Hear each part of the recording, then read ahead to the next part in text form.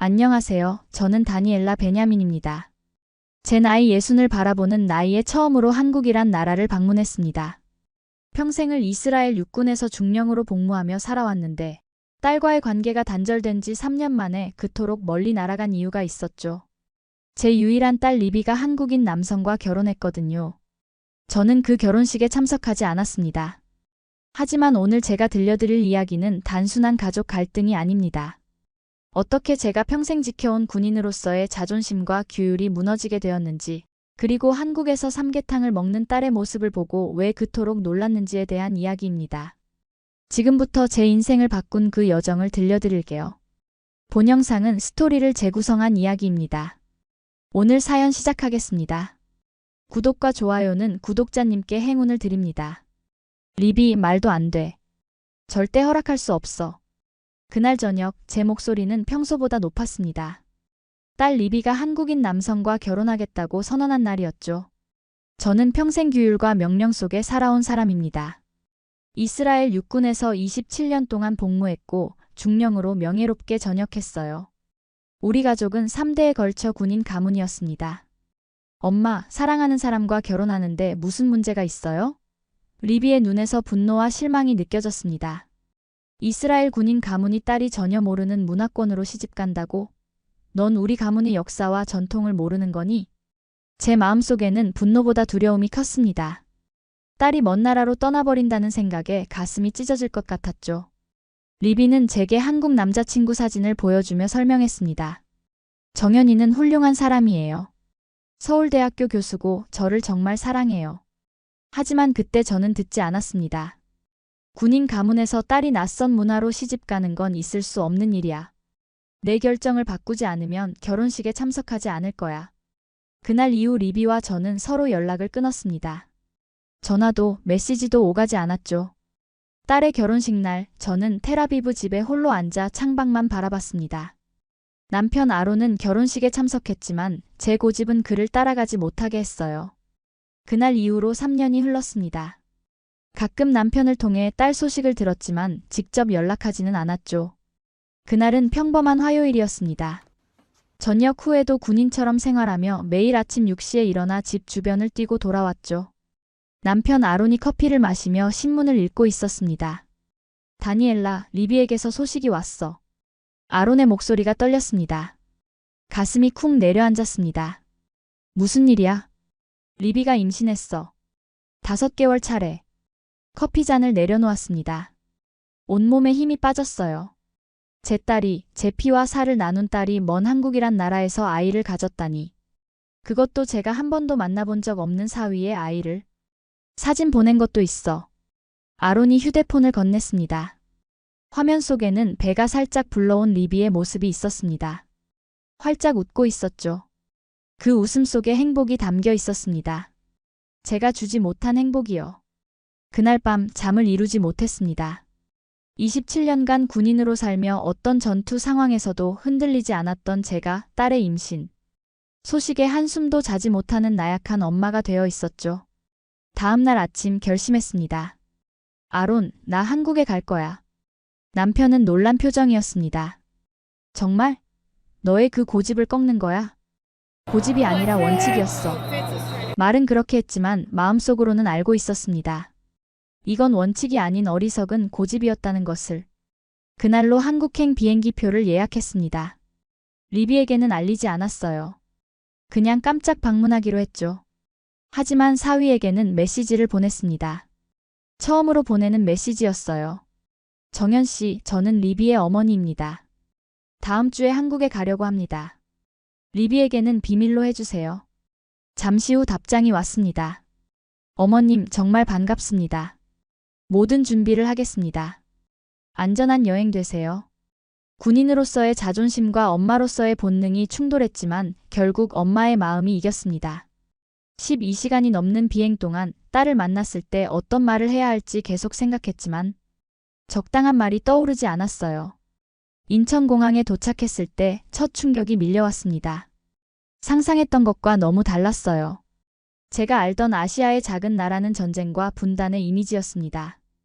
하지만 눈앞에 펼쳐진 공항은 깔끔하고 질서정연했으며 첨단 시스템으로 가득했어요. 입국 심사를 마치고 나오자 사위 정연이 기다리고 있었습니다. 사진으로만 봤던 그는 실제로 보니 단정하고 지적인 인상이었죠. 어머님, 만나서 정말 반갑습니다. 정연이 공손하게 인사했습니다. 나도 반가워요. 그렇게 대답은 했지만 제 목소리는 여전히 긴장되어 있었습니다. 27년간 군대에서 단련된 목소리는 쉽게 부드러워지지 않았죠. 공항에서 서울로 가는 길, 창밖으로 보이는 풍경에 놀랐습니다. 높은 아파트들, 깔끔한 도로, 빠르게 지나가는 현대적인 자동차들. 이스라엘과는 다른 풍경이었죠. 한국은 생각했던 것과 달라요. 솔직한 마음을 표현했습니다. 정연이 웃으며 대답했습니다. 많은 외국인들이 그렇게 말씀하세요. 특히 처음 오시는 분들은요. 리비는 지금 우리가 온다는 걸 알고 있나요? 궁금했습니다. 아니요, 어머님이 원하신 대로 비밀로 했습니다. 리비는 오늘 저녁에 특별한 손님이 온다고만 알고 있어요. 가슴이 두근거렸습니다. 3년 만에 딸을 본다는 생각에 군인의 침착함은 어디론가 사라지고 있었죠. 정연의 아파트에 도착했을 때 심장이 빠르게 뛰었습니다. 문이 열리고 리비가 나왔습니다. 그 순간을 어떻게 설명해야 할까요? 3년 만에 보는 딸, 그것도 배가 불러온 딸의 모습은 제 마음을 완전히 흔들어 놓았습니다. 엄마. 리비의 눈이 커졌습니다. 놀라움, 기쁨, 그리고 약간의 불안이 뒤섞인 표정이었죠. 리비. 그렇게 말하고는 더 이상 아무 말도 할 수 없었습니다. 우리는 서로를 바라보기만 했죠. 정연이 상황을 부드럽게 이끌었습니다. 자, 들어오세요. 저녁 식사 준비됐어요. 작지만 깔끔한 아파트였습니다. 우리 집과는 다른 스타일이었죠. 벽에는 한국 전통 그림과 리비와 정연의 결혼 사진이 걸려 있었습니다. 제가 참석하지 않았던 그 결혼식 사진이요. 식탁에는 이미 음식이 차려져 있었습니다. 한국 전통 음식인 삼계탕이라고 했죠. 흰 닭고기가 통째로 들어간 국물 요리였습니다. 어머님, 이건 삼계탕이에요. 한국에서는 귀한 손님이 오시면 대접하는 음식이에요. 정연이 설명했습니다. 엄마, 이거 정말 맛있어요. 한국에 와서 제일 좋아하게 된 음식이에요. 리비가 조심스럽게 말했습니다. 그때였습니다. 충격적인 장면을 본 것은 리비가 맨손으로 직접 닭다리를 잡아 뜯기 시작했습니다. 젓가락으로 조금씩 먹을 거라고 생각했는데 맨손으로 닭을 집어 입에 가져가는 모습에 경악했습니다. 리비, 그게 무슨 행동이니? 제 목소리는 군대에서 부하들에게 명령할 때처럼 단호해졌습니다. 리비와 정연은 놀란 표정이었습니다. 리비가 당황하며 말했습니다. 엄마, 한국에서는 삼계탕은 이렇게 먹어요. 손으로 닭을 뜯어먹는 게 일반적이에요. 정연도 고개를 끄덕였습니다. 네, 어머님. 한국 문화에서는 이렇게 먹는 게 자연스러워요. 순간 어색한 침묵이 흘렀습니다. 저는 숟가락을 들고 국물만 조금씩 떠먹었습니다. 이스라엘 군대에서는 식사 예절이 엄격했습니다.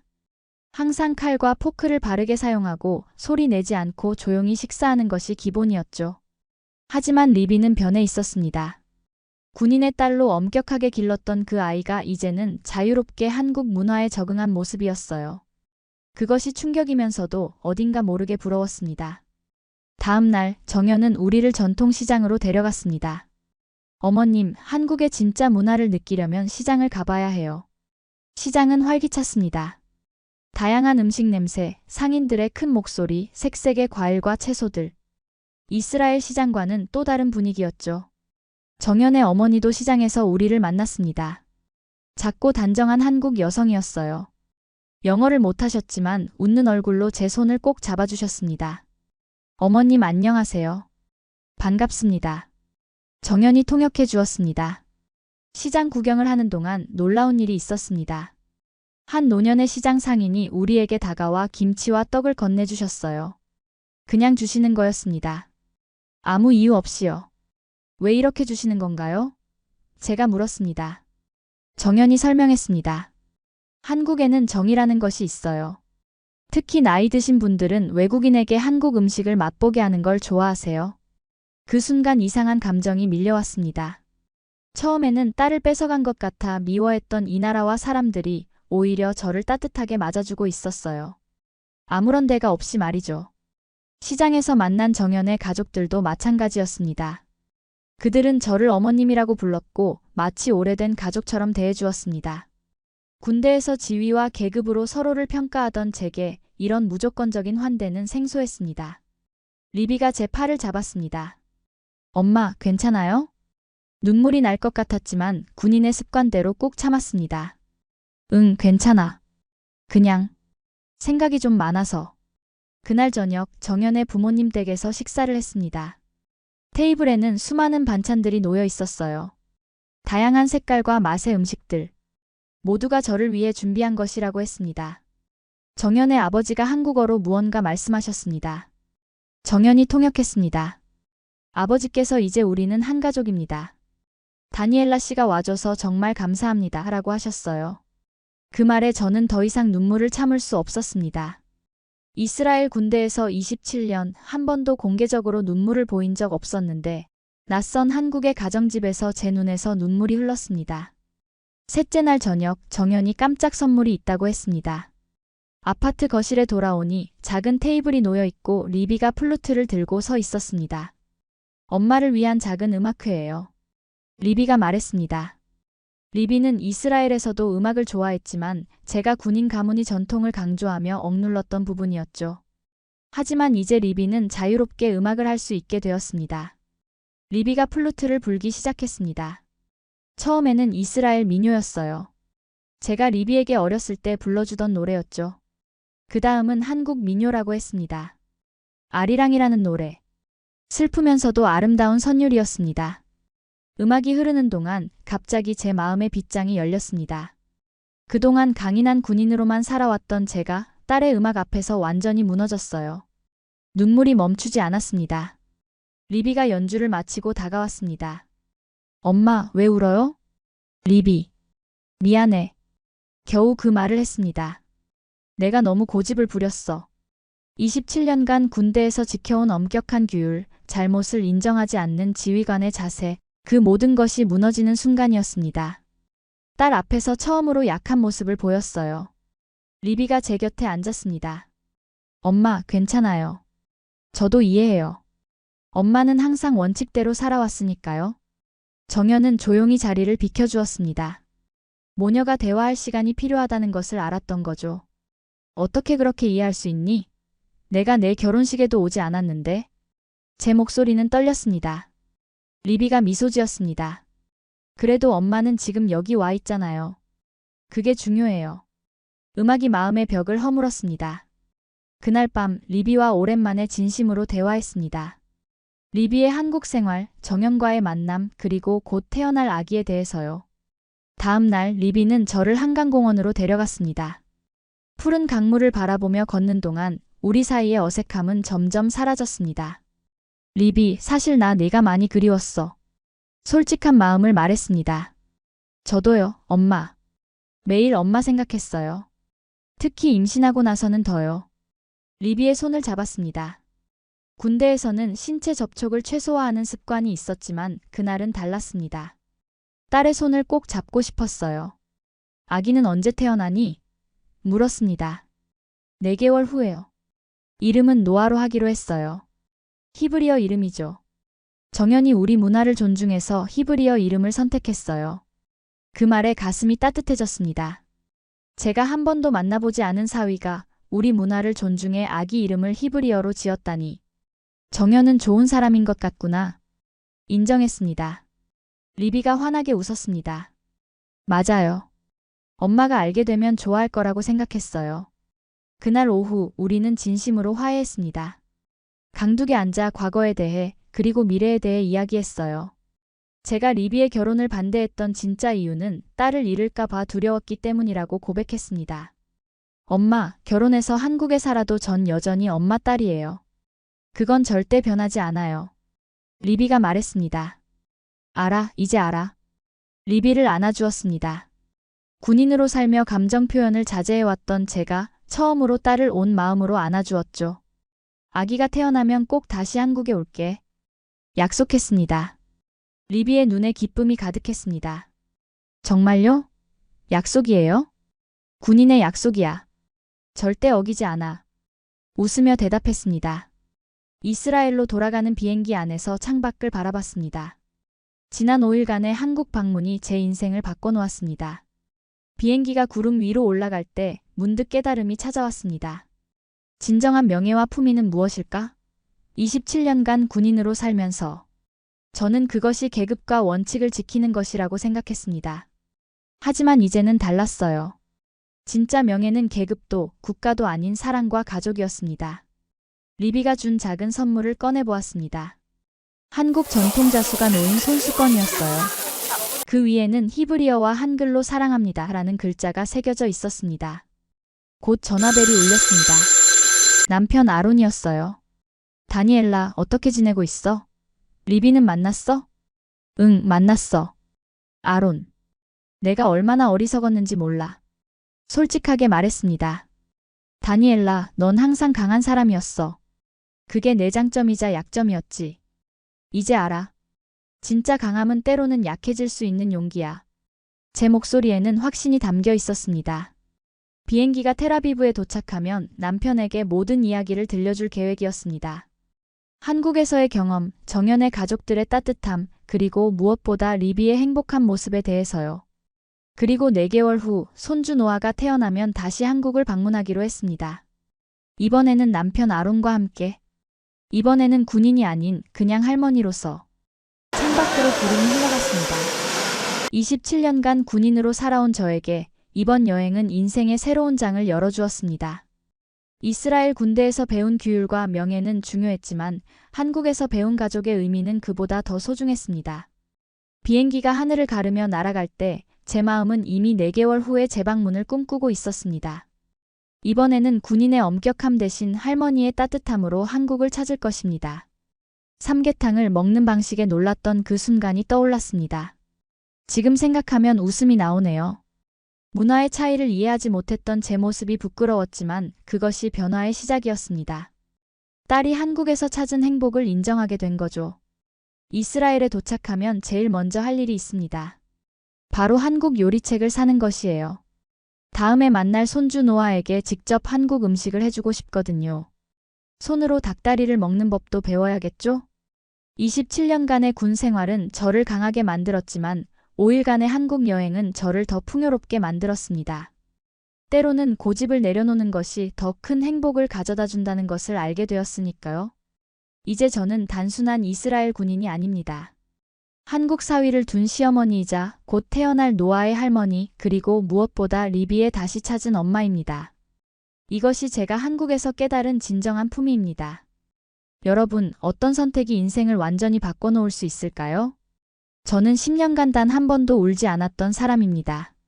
이스라엘 공군 최초의 여성 F-15I 전투기 조종사로 강철 매라는 별명으로 불렸죠. 감정을 철저히 숨기고 완벽한 임무 수행만이 제 존재 이유였습니다. 하지만 한국 하늘 위 1만 미터 상공에서 만난 한 남자가 제 인생을 뒤바꿔 놓았어요. 저도 모르게 흘린 첫 눈물, 그리고 이스라엘 최고의 엘리트 파일럿이 왜 모든 것을 버리고 지구 반대편 한국으로 왔는지 그 비밀을 지금부터 들려드리겠습니다. 전투기보다 빠르게 제 마음을 사로잡은 한국에서의 사랑, 그리고 한국 어머니가 건넨 한마디가 제 삶을 영원히 바꿔놓았습니다. 여러분은 타국에서 새로운 자신을 발견한 적 있으신가요? 제 이름은 미카엘라 레빈. 오늘 이 자리에서 감히 제 인생에서 가장 충격적인 변화의 순간들을 여러분과 나누려 합니다.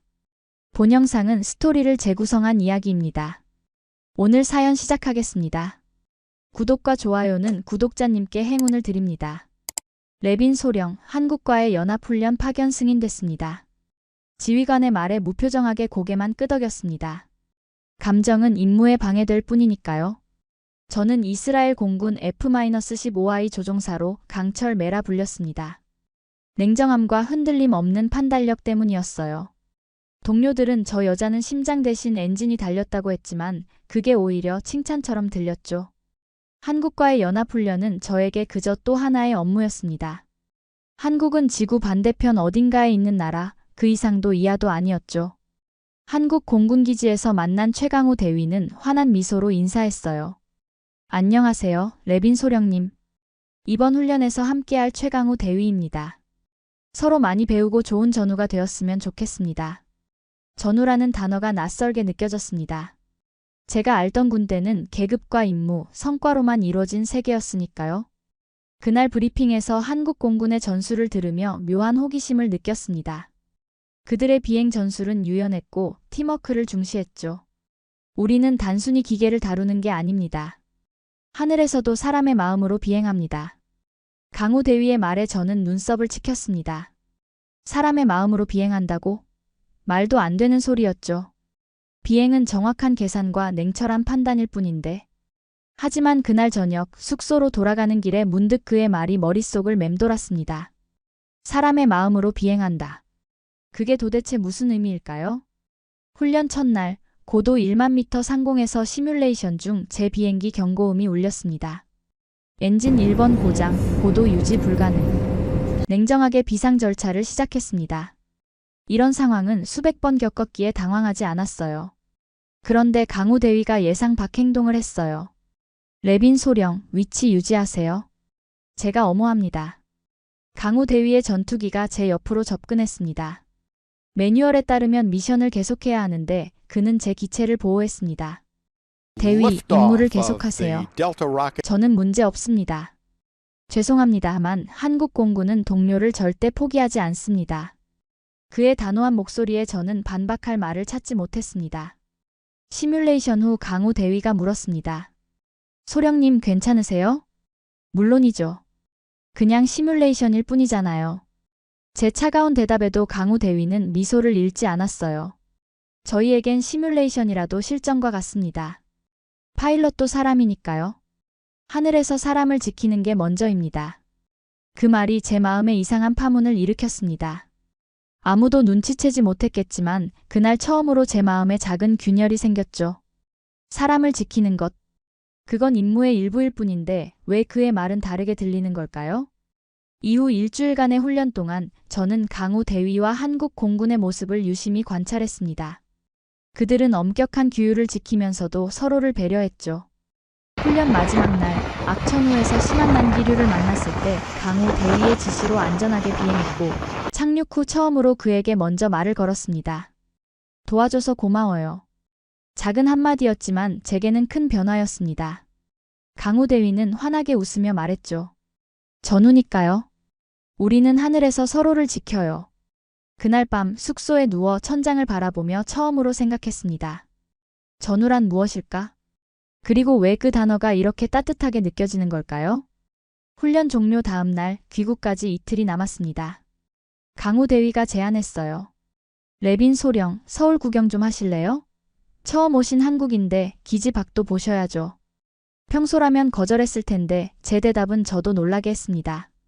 좋아요. 어디를 보여줄 건가요? 그날 처음으로 군복이 아닌 평범한 옷을 입었습니다. 거울 속 제 모습은 낯설었어요. 강철매가 아닌 그저 31살의 평범한 여성이었으니까요. 강우 대위는 인사동으로 저를 데려갔습니다. 전통 찻집에서 그가 물었죠. 레빈 소령은 왜 조종사가 되셨나요? 갑작스러운 질문에 잠시 생각했습니다. 아무에게도 말한 적 없는 이야기였으니까요. 제 할아버지가 이스라엘 건국 전쟁 때 조종사셨어요. 할아버지 이야기를 들으며 자랐죠. 그분이 돌아가시고 나서 그 뒤를 잇기로 했습니다. 가족의 유산을 이어가시는 거군요. 멋있습니다. 강우 대위의 진심 어린 말에 저는 처음으로 작은 미소를 지었습니다. 우리는 경복궁, 남산타워, 한강공원을 거닐었습니다. 강우 대위는 열정적으로 한국의 역사와 문화를 설명했고 저는 처음으로 군사 임무가 아닌 다른 세계에 관심을 갖게 됐죠. 한강변에서 말했어요. 이런 경치를 보니 왜 사람들이 전쟁을 하는지 모르겠네요. 맞아요. 우리가 지키려는 건 결국 이런 평화로운 일상 아닐까요? 저녁으로 작은 한식당에서 김치찌개를 먹었습니다. 맵고 구수한 맛에 놀랐어요. 맵지만 따뜻하네요. 계속 먹게 돼요. 그게 한국 음식의 매력이죠. 처음엔 낯설어도 자꾸 생각나게 만드는 강우 대위의 말에 문득 생각했습니다. 한국 음식만 그런 게 아니었어요. 이 나라의 모든 것이 그리고 강우가 낯설지만 자꾸 마음에 남았습니다. 헤어지기 전 용기를 내어 말했죠. 강우 대위, 오늘 하루 정말 좋았어요. 당신 덕분에 내 인생에 균열이 생긴 것 같아요. 균열이요? 네. 좋은 의미에서요. 처음으로 임무와 비행 말고 다른 것을 생각하게 됐으니까요. 강우 대위는 따뜻한 미소를 지었습니다. 그날 밤 저는 오랜만에 편안한 잠을 잤어요. 귀국 후 일상으로 돌아왔지만 뭔가 달라진 느낌이었습니다. 매일 아침 비행 전 점검을 하면서도 서울의 풍경이 떠올랐고 식당에서 식사를 할 때면 한국 음식이 그리워졌죠. 그리고 강우. 그의 미소가 자꾸 생각났습니다. 어느 날 그에게서 이메일이 왔습니다. 레빈 소령님, 한국은 지금 벚꽃이 만개했습니다. 함께 걸었던 한강변에 분홍빛 꽃들이 가득해요. 소령님도 잘 지내시죠? 우리는 종종 메일을 주고받았습니다. 형식적인 대화였지만 매일 그의 메일을 기다리는 저를 발견했죠. 그러던 어느 날 훈련 비행 중 사고가 있었습니다. 착륙 과정에서 기체에 문제가 생겨 부상을 입었죠. 2달간의 재활이 필요했습니다. 병원 침대에 누워있는 동안 처음으로 내 삶이 이대로 좋은 걸까라는 생각이 들었습니다. 강철매라는 별명, 감정 없는 완벽한 조종사라는 평가. 그게 정말 제가 원하는 삶이었을까요? 재활 중에도 강우와의 메일은 계속됐습니다. 어느 날 그의 메일에는 특별한 제안이 있었습니다. 레빈 소령님, 한국 공군에서 이스라엘과의 교류 장교를 모집한대요. 관심 있으실까요?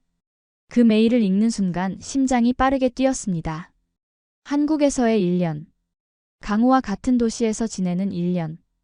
하지만 이스라엘 공군의 엘리트 조종사가 외국에서 교류 장교로 일한다면 복귀 후 어떤 평가를 받게 될까? 고민 끝에 저는 과감한 결정을 내렸습니다. 장기 휴직을 신청하고 한국 유학을 준비하기로 한 거죠. 교류 장교가 아닌 완전히 개인적인 선택이었습니다. 지휘관은 물론 반대했습니다. 레빈 소령, 당신이 우리 부대의 핵심 자산입니다. 개인적인 이유로 경력을 중단한다는 건 이해할 수 없습니다. 하지만 제 마음은 확고했습니다. 면담실을 나서기 전 지휘관의 질문에 이렇게 답했죠. 왜 한국인가요? 무엇을 찾으려는 겁니까? 저는 나를 알고 싶습니다. 감정이 생긴 나라에서 진짜 미카엘라 레빈을 찾고 싶어요. 그렇게 저는 31살에 처음으로 제 감정을 따르는 선택을 했습니다. 한국에 도착한 첫날 공항에는 강우가 기다리고 있었습니다. 군복이 아닌 캐주얼한 차림이었지만 그 환한 미소는 여전했죠.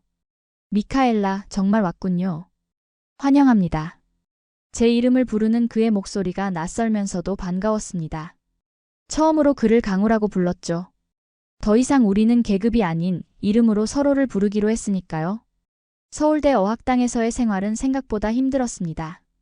한국어의 높낮이와 존댓말, 반말의 구분은 복잡했고 발음은 더욱 어려웠죠. 하지만 좌절감보다는 도전의식이 생겼습니다. 주말이면 강우와 데이트를 했습니다. 처음에는 어색했지만 점차 편안해졌죠. 2달간의 데이트 끝에 강우가 저를 그의 부모님께 소개했습니다. 심장이 쿵 내려앉는 느낌이었어요. 수많은 위험한 임무를 수행했지만 연인의 부모님을 만난다는 생각은 그 어떤 임무보다 긴장되었죠. 강우의 어머니는 저를 예의 바르게 대해주셨지만 그 눈빛에서 경계심을 느꼈습니다. 군대는 언제까지 다니실 건가요? 앞으로의 계획은요? 이스라엘로 돌아갈 생각은 없나요? 식사를 마치고 강우가 자리를 비운 사이 그의 어머니가 조용히 말씀하셨습니다. 미카엘라 씨, 솔직히 말할게요. 강우는 착한 아이예요. 군대도 힘든데 외국 며느리라니. 쉽지 않을 거예요. 당연한 걱정이셨지만 제 마음은 무거워졌습니다. 더 큰 어려움은 일주일 후 강우의 전 여자친구 윤서진과의 만남이었습니다. 미카엘라 씨, 이스라엘 군인이라면서요? 너무 차가워 보여요. 한국에선 마음이 중요한데? 서진의 도발적인 말에 당황했습니다. 한국에서 외국인으로 군인 출신으로 살아가는 게 가능할까? 불안했지만 포기하고 싶지 않았어요. 괜찮아요. 쉽진 않겠지만 포기하지 않을게요. 다음 날 저는 결심했습니다. 더 열심히 한국어를 공부하고 한국 문화를 이해하고 이곳에 진정으로 녹아들기로 했죠. 어학당 수업 외에도 한국 전통문화 강좌에 등록했습니다. 한국 요리, 다도, 서예까지. 주말에는 자원봉사 활동에 참여했고 평일에는 카페에서 아르바이트를 시작했습니다. 카페 일은 새로운 도전이었습니다. 전투기는 자유자재로 다룰 수 있었지만 에스프레소 머신은 전혀 다른 문제였죠. 처음엔 실수도 많았지만 점차 익숙해졌고 손님들과 대화하며 한국어도 늘었습니다. 어느 날 한 손님이 물었습니다. 혹시 외국에서 오셨어요? 한국말 정말 잘하시네요. 네, 이스라엘에서 왔어요. 아직 많이 부족하지만요. 외국인인데 이렇게 정중하긴 처음이야. 한국 사람보다 더 한국적이네. 그 말에 갑자기 눈시울이 뜨거워졌습니다. 지하철에서 노인에게 자리를 양보하고 감사 인사를 들었을 때도 눈물이 났습니다. 이스라엘에서는 한 번도 울지 않았던 제가 한국에서는 작은 일에도 쉽게 감동받고 눈물을 흘렸으니까요. 한국은 사람의 마음을 건드리는 나라야. 이곳에서 저는 점점 더 많은 감정을 느꼈습니다. 두려움, 기쁨, 슬픔, 그리고 사랑까지. 전에는 몰랐던 감정들이 물밀듯이 밀려왔죠. 강우와의 관계도 깊어졌습니다. 그는 주말마다 저를 데리고 한국의 여러 곳을 구경시켜 주었고, 저는 조금씩 이 나라에 대한 사랑을 키워갔습니다. 강우는 어느 날 제안했습니다. 미카엘라, 다음 주에 우리 어머니가 고향에 내려가셔. 김장 봉사활동 하신대. 우리도 같이 가볼래? 강우 어머니와의 첫 만남 이후 몇 번 더 뵈었지만 여전히 어색했습니다. 하지만 이건 좋은 기회였죠. 어머니의 마음을 얻을 수 있는 기회. 강원도의 작은 마을에 도착했을 때 저는 긴장으로 가득 찼습니다. 마을 회관에는 이미 많은 아주머니들이 모여 김장 준비를 하고 계셨죠. 미카엘라 씨, 김장은 해봤어요? 아니요. 처음이에요. 괜찮아요. 천천히 배우면 돼요. 그렇게 제 김장 도전이 시작됐습니다. 차가운 물에 배추를 씻고 절인 배추를 헹구고 양념을 버무리는 일.